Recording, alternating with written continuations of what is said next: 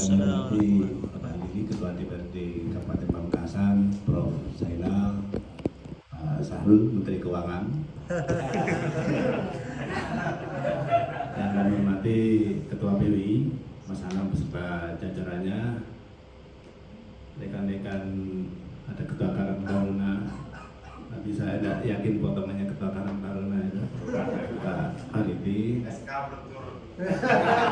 yang saya hormati rekan-rekan dari organisasi PMII, HMI, KMNI, dan Gen Z tadi ya, Gen Z. Dan saya lihat ada pengurus KNP juga, saya hormati. Saya langsung saja, jadi pembicara ketiga ini agak berat. Yang tadi secara akademis sudah dibahas tuntas sama Prof. Zainal, kemudian di tataran pemerintahan Menteri Keuangan tadi sudah lengkap ASADC. Saya hanya mungkin menambahkan sedikit saja. Saya kalau diundang kemarin itu dikirimi Mas Limpin, baca tornya sepintas itu, Pak ini bahannya ngeri-ngeri sedap ini. Sudah mengusut benang merah, mengurai benang merah.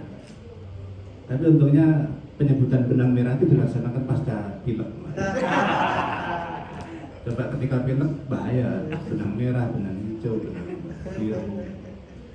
Jadi dari kalimat itu, saya sepakat dengan Prof. Zainal dengan Pak ini, energi kalimat itu energi negatif. Apalagi di sana ditambahkan kata-kata fakta yang perlu disesalkan. Akhirnya saya biasanya jarang Google jarang saya. Walaupun saya bisa menjelaskan seperti yang disampaikan Pak Sahrul, saya mencoba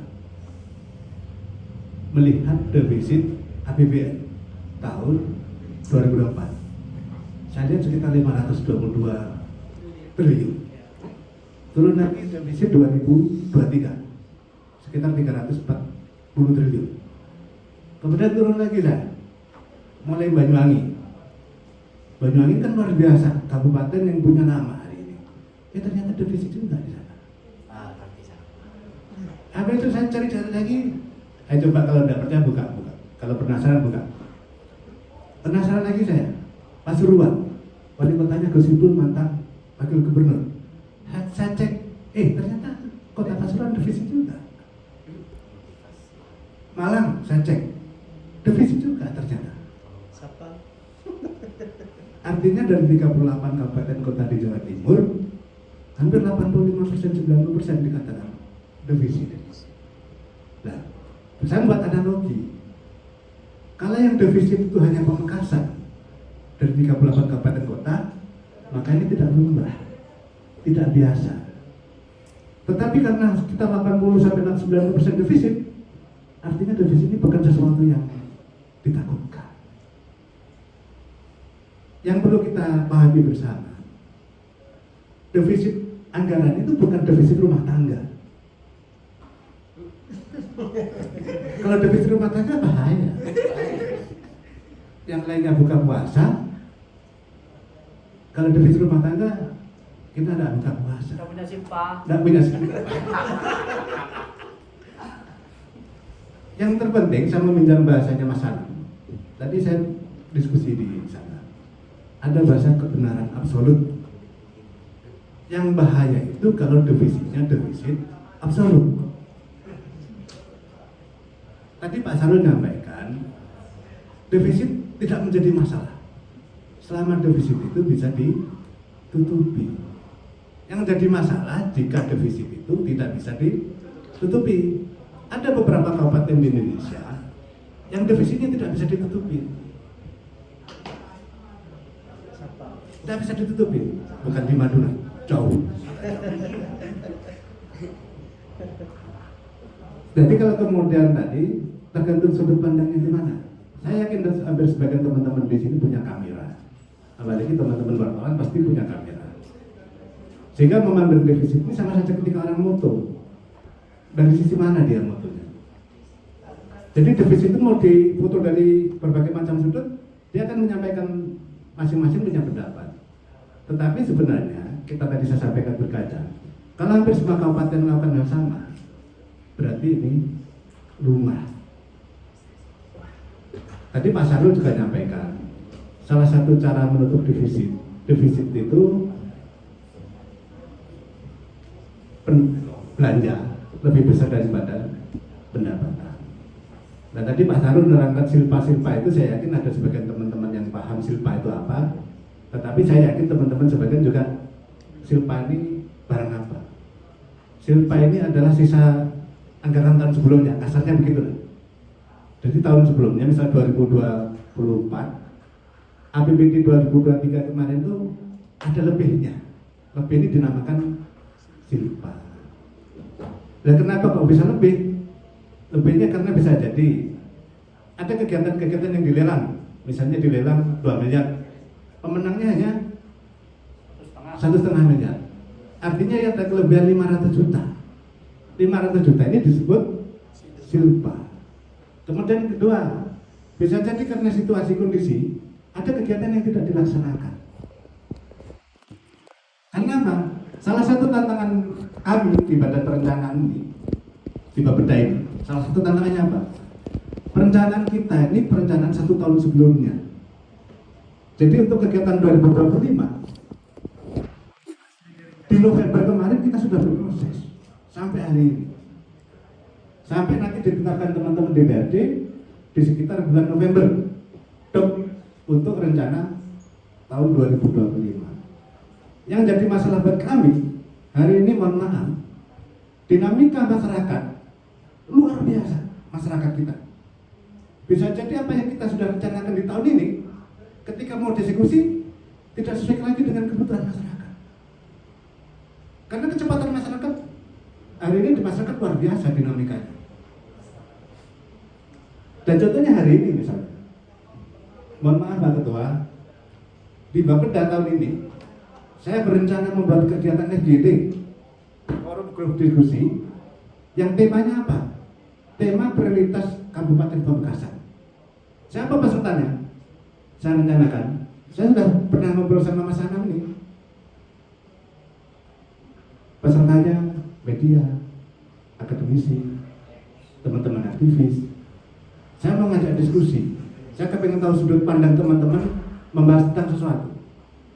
Karena terus terang, kalau kita melihat kebutuhan masyarakat dari A sampai Z, semua banyak. Tetapi karena keterbatasan anggaran kita membuat skala prioritas. Salah satu tugas pemerintah itu, jika kamu perlu masukan. Tetapi tadi Prof. Zainal menyampaikan, di pemerintahnya diatur semua. Saya kepengen FGD itu kemarin di bulan Januari sudah saya laksanakan.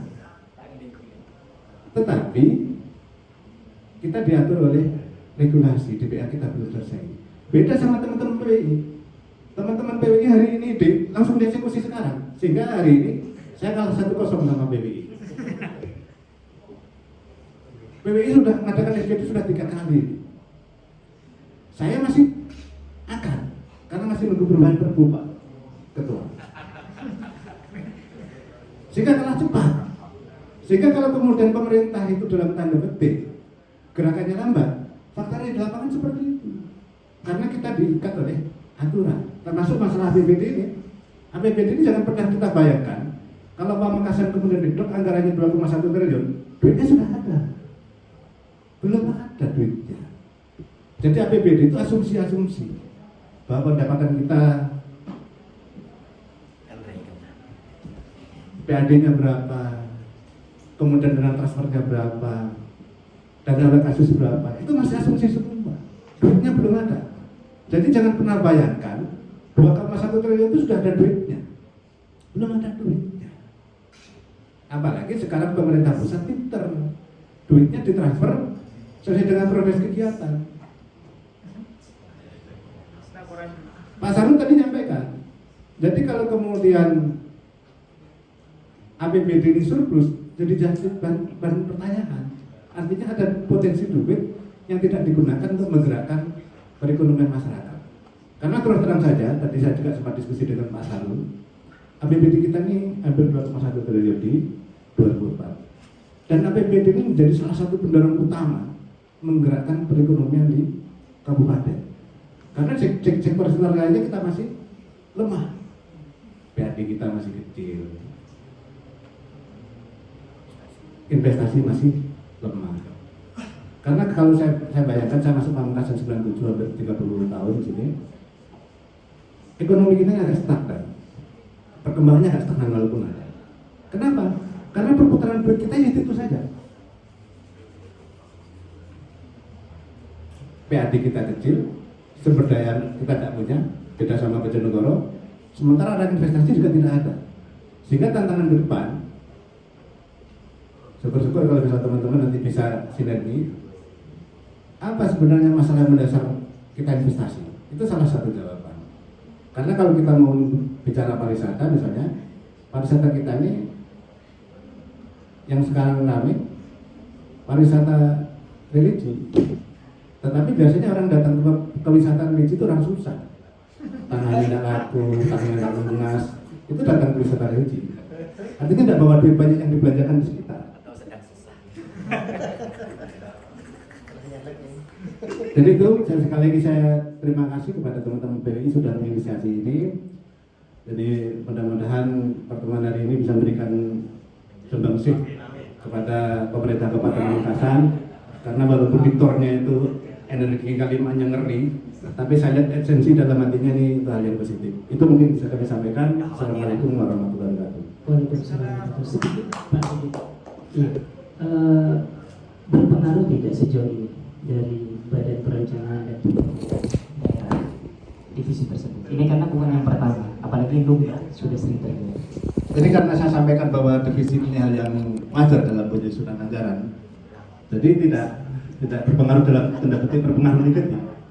Justru ini seperti yang dibahasakan Prof. Saina tadi, ini mempercepat akselerasi pembangunan, mempercepat akselerasi ekonomi. Yang mudah-mudahan setelah kita diskusi hari ini, besok PWI atau teman-teman yang ada di sini